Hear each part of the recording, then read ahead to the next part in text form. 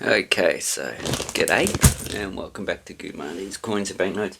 So this is a topic a lot of people actually probably need to hear about, and I'm going to close the door. Okay, yes, it is cold. It's only about 8 degrees. Okay, so I'm using a microphone. Not too sure how this is going to turn out. Got bloody coins everywhere, really. So what we have is an epidemic of scams on the internet.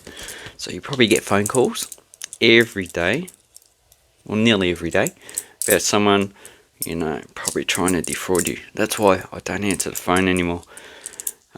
Just too many scam calls. But then you got coins like this Chinese 1 yuan. Yeah, pretty much face value. But on the internet, you got them. Ooh, this is worth $5,000. Ooh, this is worth 20,000 yuan. And people are actually buying into that crap. So not only in the third world countries, but also in Australia. People are going, ooh, look, I have a $2 coin. Let me get $2 coin. I have a $2 that I dropped. I have a $2 coin. I saw it on the internet. It said it was worth $10,000. Can you buy it from me for $10,000? But a lot of this is pretty much crap. See, that one is, okay, go like that. Actually, this one's a little bit rotated. 2009. I'll put in a 2x2. I'll make another video on that. But really, that rotation doesn't do much.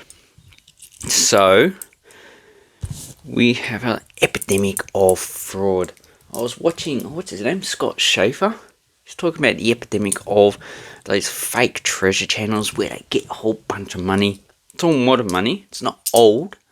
They put in a chest or a jar or something like that. And then they shove it underground. And they pretend that they dig it up. Dig, dig, dig. And, people watch that and they go, wow, he found treasure. Some treasure. In which most likely, that treasure you're going to find like that is probably, older coins, Chinese cash coins. You can find a bulk lot. Indian coins. Do I have any Indian coins here? No. And also, you got Roman and Greek coins you can find in hoards like that. So a lot of it's probably just treasure.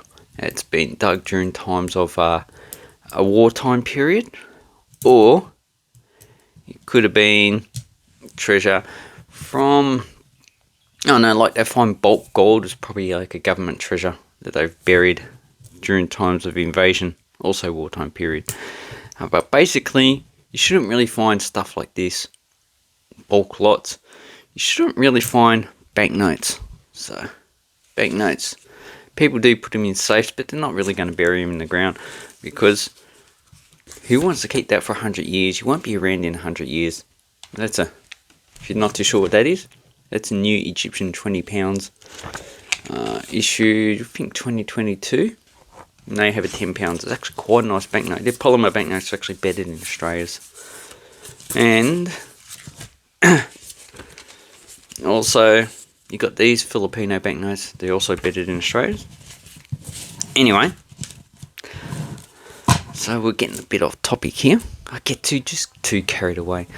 So when you actually look at coins, so we look, you want to buy Colombian coins. So you need to look for a value. So a lot of places, they don't have values. Numistat does have coin values in the actual coins and the grades, but a lot of those are probably outdated. If you buy a coin like in the 1980s for like 10 cents, you're going to put it in there as 10 cents. You're not going to factor in inflationary values. So then you can go to NGC or the graded ones, but if you're going to buy a graded coin, it's going to be different than a raw coin. So that's two places you can potentially get values. Another one you can get is eBay sold items, but like if someone lists this coin as $1,000 and then they end it or maybe they fake buy it themselves, and it comes up a listing it's at $1,000, then that will stay there. Okay, so that's how they can actually doctor the actual coin prices.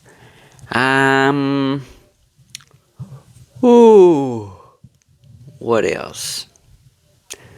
There's probably some other catalogs out there that do have coin prices, but a lot of those pretty subjective. So really, you need to use a variety of sources to actually put in coin prices. Also, you can go to Facebook groups, you can ask, but a lot of those are also a bit dodgy, so you need to vet those out as well.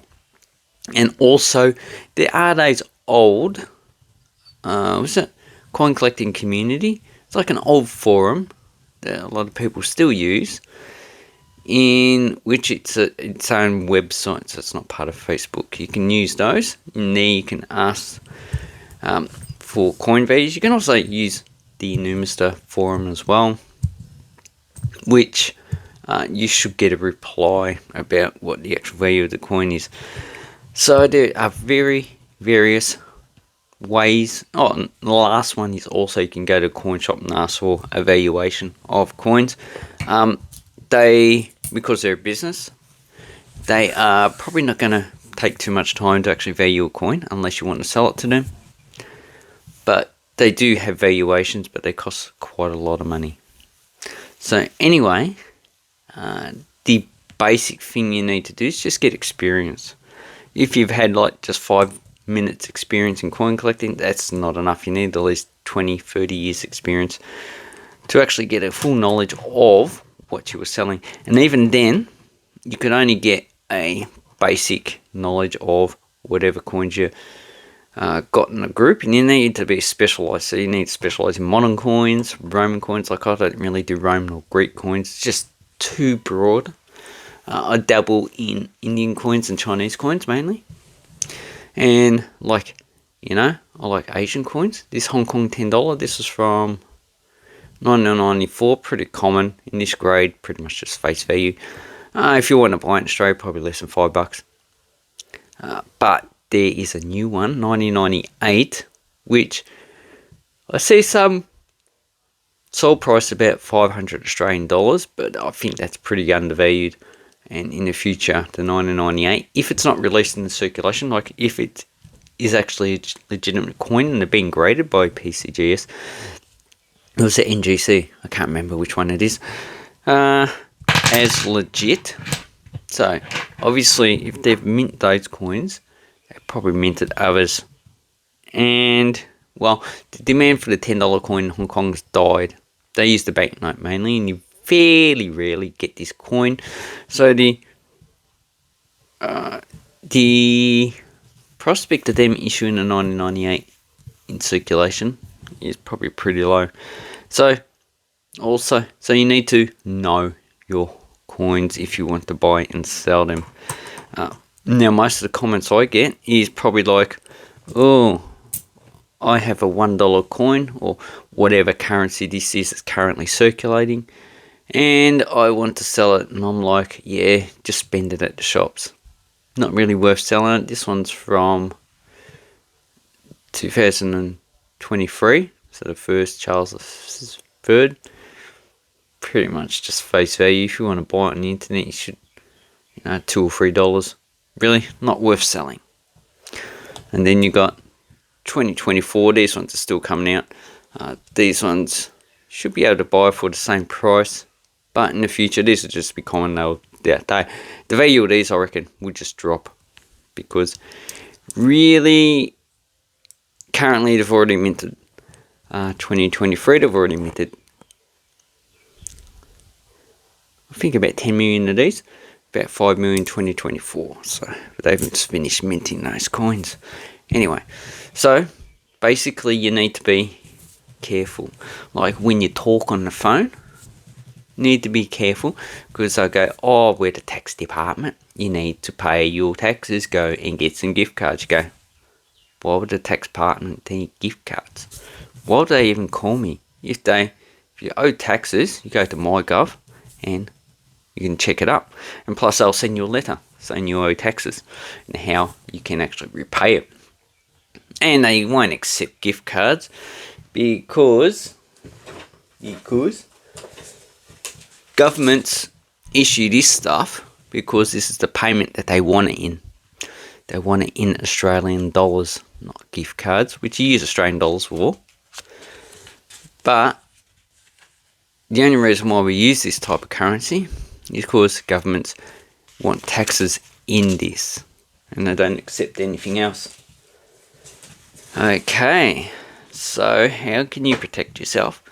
Well, basically just educate yourself. Always ask questions and get information. Do your own research. Now, that's funny considering the conspiracy theories say do your own research, but they're talking about scientific items in which you can probably read up peer-reviewed articles about it, and it won't confirm their biases. It would actually contradict it. But doing their own research is, looking up people who like to commit fraud or scam or misinformation, something like that. Which, that's not the type of research to talk about. When we're talking about coin research, you can get books, look it up in a book, look it up online in those what I've just talked about. And also, if you're going to look into South Vietnamese currency, you can look up into the history of South Vietnam, the Vietnam War, the actual coins they use is a 10 dong, the second highest coin they did issue for circulation in 1964, so it's a 1964 coin. It's copper and nickel.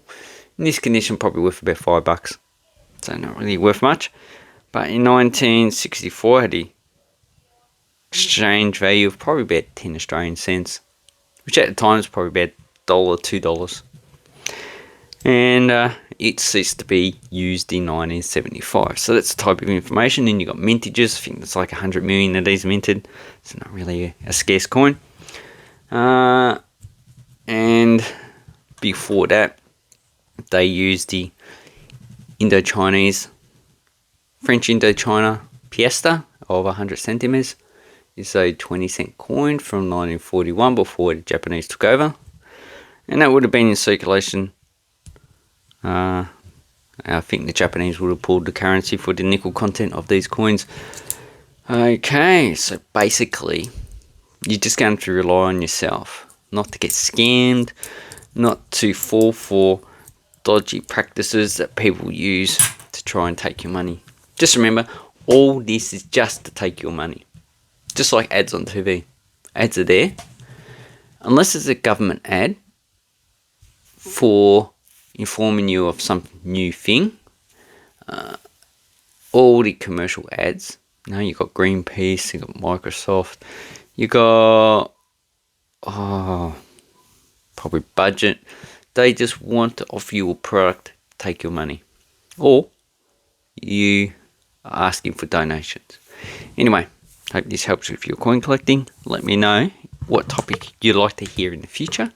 And also, basically, just don't get scammed. Thank you. Hooroo.